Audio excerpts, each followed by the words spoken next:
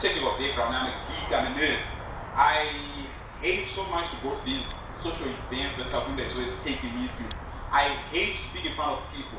In fact, right now my heart is pounding. You have no idea how heavy it is, but I somehow have to fake it until I make it. I have to pretend and smile like I mean it. Okay, I'm actually enjoying this right now, but, but yeah, because I know that I'm the co-founder of this thing, I'm the one supposed to sell this vision to investors. I need to be able to do this. So don't send out your marketing guys, don't send out your the most elegant guy in your team. You are the co-founder, you're the guy, the vision leader, you're the one supposed to speak with investors. And that point is very important because you're the person who has the vision. You figured out where the problem was. You figured out what the solution is going to be. What usually happens is when you recruit people, you're trying to impart your vision to other people. So it's derivative. So what's going to happen is if your sales guy goes and pitches, he's going to pitch, he's going to sell it. We all know this. If you've ever worked with a salesperson, half the time you feel like they're lying to you. They're talking about this product in these weird, amazing ways. It's the next best thing. It's going to change the world. Maybe your technology is going to change the world, but that's not how you want to come across. You want to come across as genuine as possible. And so the next commandment is,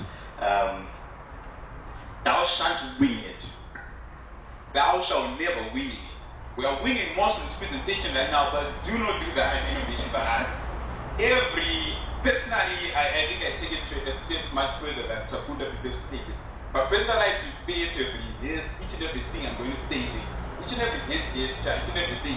That any of you guys have seen our Saisai demo after pitch, there's something that went horribly wrong because we had practiced it to the P to the T.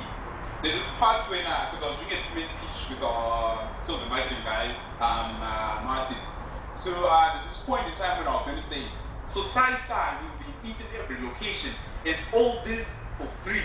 And then I'll this way of face and say, I don't know, something like smart to go in my face. And then Martin was supposed to say, for free? Then I'll say, yes, free. Very juvenile, but we thought it was going to be fun. So then I do that, and all this for free. And where's Martin? And he's somewhere there trying to fix our slides. And yeah, it went badly. But I would actually think that as much as some can go horribly wrong, because some stuff that you have planned to the T went in a certain direction, you really want to make sure that every word you say there has been planned for years.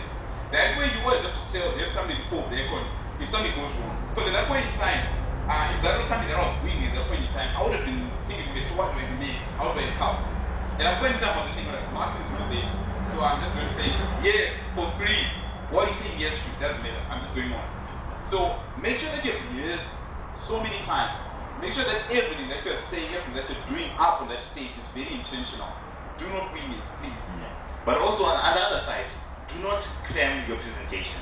Because one investor might be, okay, look, sorry, can you go back to that other slide? And then you're like, in the line, there was this line, then there was this line. Now I don't even know where I'm going, As the boss saying, he had to, he had to work on the spot and figure out how to do it. So that's the other thing that we need to figure out. Which ties into the next commandment. Thou shalt love Q&A. So you have done all of this, you have presented your idea, your concept, your business in a very short space of time. You probably have 2, maybe 5 minutes to do it. So you cannot get so much into the details of the technical issues and all those things. So you want to reserve certain things for Q&A. Because when they ask you a question, feel free to go 2 minutes explaining on it. Because they are the ones who asked you the question to begin with. So they are very interested in that subsection of it. So don't wing the actual presentation, but know your business model well enough, know your product well enough to be able to respond satisfactorily to Q&A. Yeah, because let's face it, you have 5 minutes and you have 10 to 12 slides. You can't go into detail about every single thing. There are very key things that we're going to talk about when you start talking about the elevator pitch that you need to push across, but always prepare for your Q&A. The Q&A is not about your investors trying to understand what you have said in 5 minutes. It's about them trying to understand your business. So they might then ask you about financials, and I think we've done this once or twice. When we answer their question, and that's the important thing, if they ask you a question, don't say, I don't care about your question, I'm not going back to my product and I'm going to tell you about that. You answer the question, and then you also find a way of adding that other thing that you might have skipped in your presentation so that they better understand your product or whatever you're building. So you should love Q&A and also prepare. I mean, look at your own slides, right? Look at your own business. What questions might be coming up? Because the way that you answer questions, and this is very important from an investor point of view.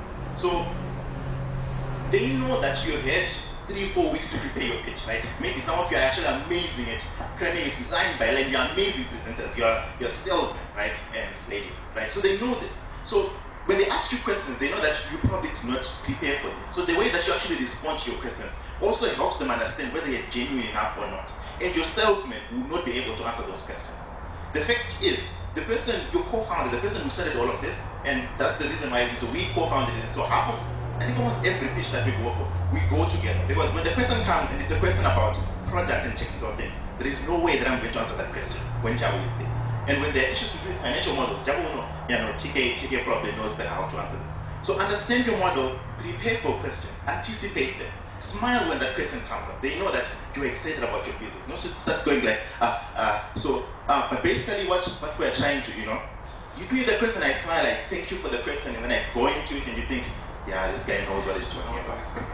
So that's the other thing. Yes, which leads us to our final commandment, thou shalt have fun. Come on, speaking in front of people might be scary as well, but the adrenaline rush, it is so much fun, so have fun with it. Enjoy yourself when you're up there. Honestly speaking, I'm just going to ask a quick question here. Who here is working on an awful product? Something that is so pathetic it will not succeed. I don't know, awful product. Okay, so if one person is working on an awful product, all the best or all the worst with that, I don't know what mixture right now, but to the rest of us, we're working on amazing products. Products that are exciting, that excite us. So be excited about talking about it. Smile and have fun, because in fact it ties into one of the most important elements of a pitch, which is likability. So when you're excited about something and you're talking about it in front of people, it kind of is, it's infectious. Yeah. People catch on to that vibe. Yeah. So have fun with it. And the honest truth is, remember, you're building a product because you actually want to build a business. You aren't building it for a pitch. So, I mean, enjoy it. The pitch is simply just you sharing what you've been doing, what you've spent so much time working on. Don't be like, okay, you know what, I'm going to stop working on the product now and I'm going to be doing pitches for the next 6 months. It's your product, right? So even if they think, look, this is never going to work, it's your product. There's a reason why you're working on it. So have fun, Of course, here our ecosystem is not at the stage where we can tell investors to get lost. But I've been to pitch events where like co-founders were actually like, look, you know what, I respect what you're saying, right? But look, I've done my research, I understand my market, and we're going to build it this way. We're not there, so don't be arrogant, right? Don't be defensive, don't come up and like, no, you know what, actually, what's going to happen is this, and that, right? So that's the other thing. Have fun whilst doing it. Yeah. So now I wanted to go into those 3 stages. So you're going to start with the exhibition, right? And please, guys, this is very informal. If you have any questions, please raise your hand, right? At any point in time. If there's any questions until the end, usually the person loses context. Right? So we're going to start with your exhibitions, and I think that's where your elevator pitch actually fits in.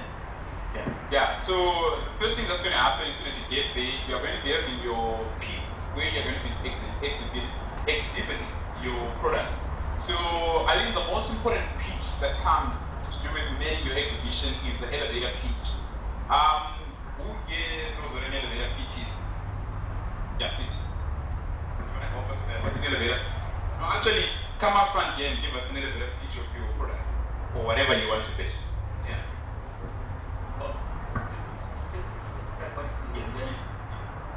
Okay, I think the previous presenter kind of touched on it, but basically the theory is that if you were in an elevator, you probably be with the people you are waiting in the elevator for about 60 seconds max before they get out of the elevator. So you need to be able to sell them the idea in about 60 seconds. So that's really what the elevator pitch is.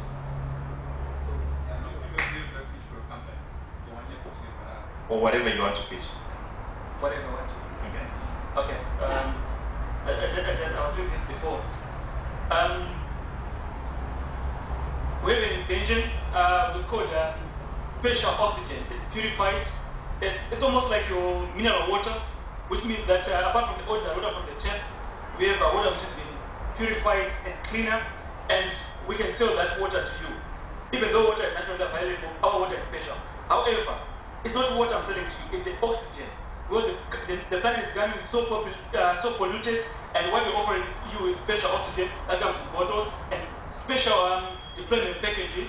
And if you partner with us, you can invest in our company, And you can help us build the prototype to build the methods of deploying this special oxygen, which is purer and is refined for this planet.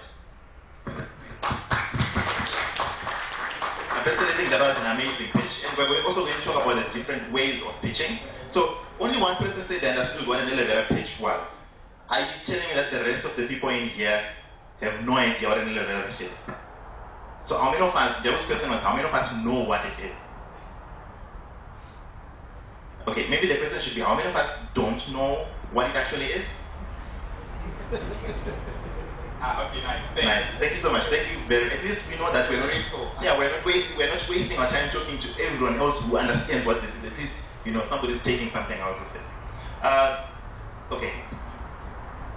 Yeah. So also, do you want us to comment on what you're talking? Okay. And this is what we're going to. This is basically what we believe an elevator pitch is. So I believe an elevator pitch is essentially talking about what you're working on in very broad brushstrokes, but using facts. So you're not just selling an idea or whatever it is. The thing that you're trying to push for at that moment in time is the problem, solution, and fit. Yes, indeed. I like what he gave was very nice and very pitch. But personally, I would say recommend an elevator pitch structure that leads to the problem. Yes. For example, it wasn't clearly established why I would want to buy purified oxygen. So I mean, it's exciting and all, but if it leads to the problem.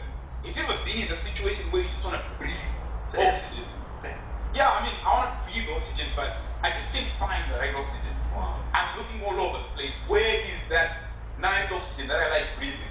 I mean, you're panting, you're breathing hard, and you're just trying to breathe oxygen, but you can't find the right oxygen. Usually when I'm running in the morning, it just happens that way. Yeah, interesting. And now we have a solution for it. Imagine bottled, purified oxygen.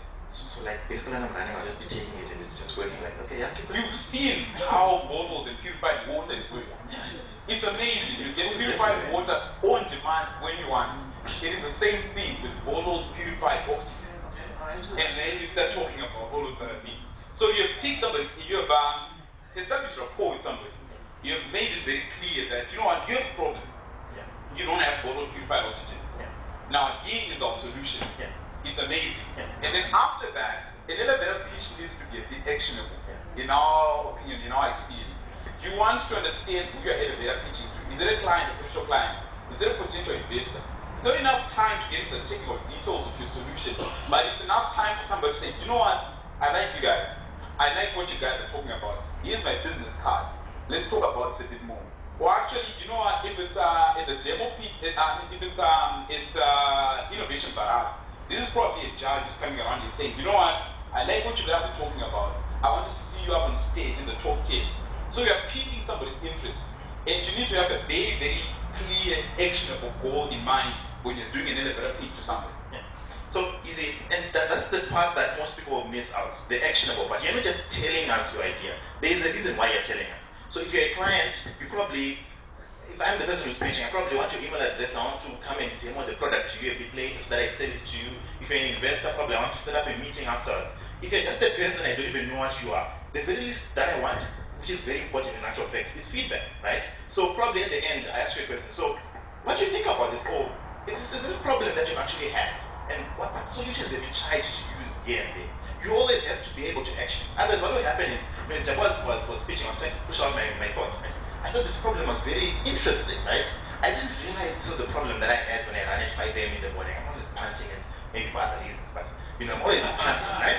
And then he's coming up with an interesting solution because it's painful my throat, and now here's the solution, right? But if he doesn't push the actionable part, I'm like, interesting, nice, let me now just go about my day. Whereas if he asks me a question, I'm like, actually, I have this, or would you be interested? Like, no, here's my card, give me a sample, and it has to be actionable, otherwise people will not remember.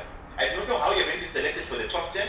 I'm figuring either it's the people who are there, or the judges who will be undercover, or I don't know what's going to happen. So you have no idea who you're pitching to. So it always has to be actionable. That's the whole point of your elevator pitch. And you'll find, because you're exhibiting, right?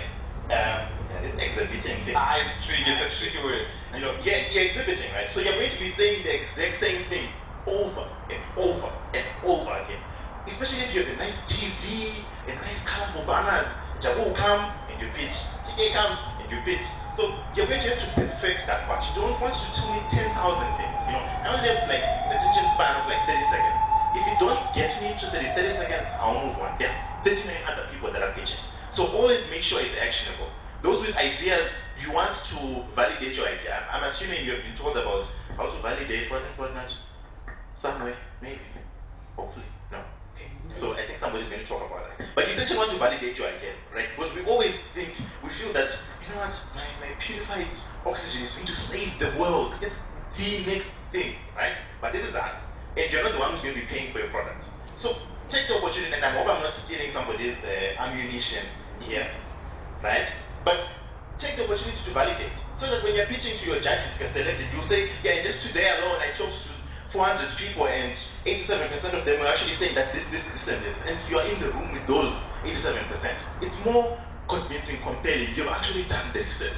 I know in Zimbabwe, getting market data is frustrating. So also take that opportunity. Yeah, indeed.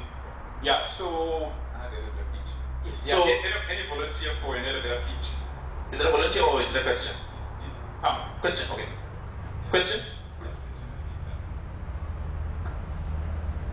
Thanks. I understand body language is crucial when you're doing your pitch.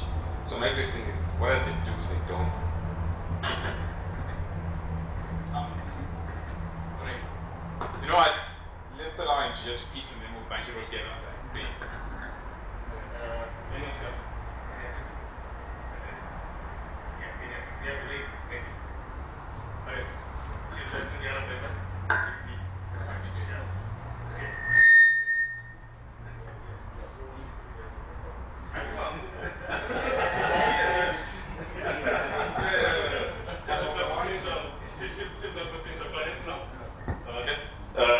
How are you?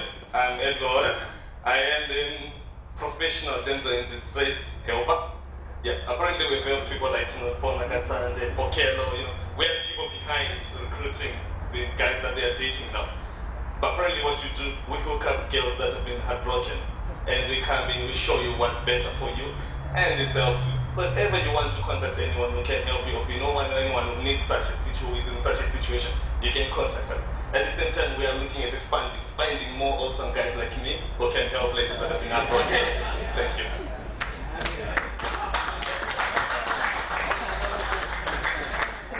Very interesting company. I think a good number of us would want to list as clients to be offered to these people.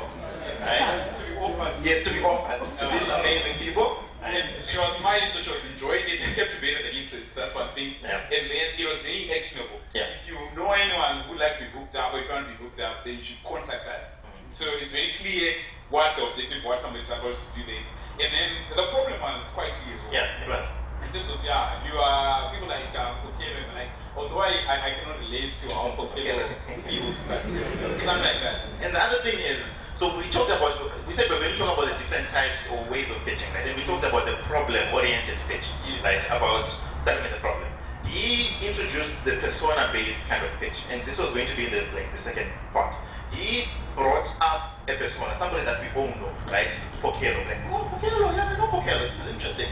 And then Pokelo is this problem. I said, yeah, it's interesting. I know Pokelo, she's famous or infamous, I'm not sure, but she's this problem, right? So he's using a persona to put across the value that his product is bringing.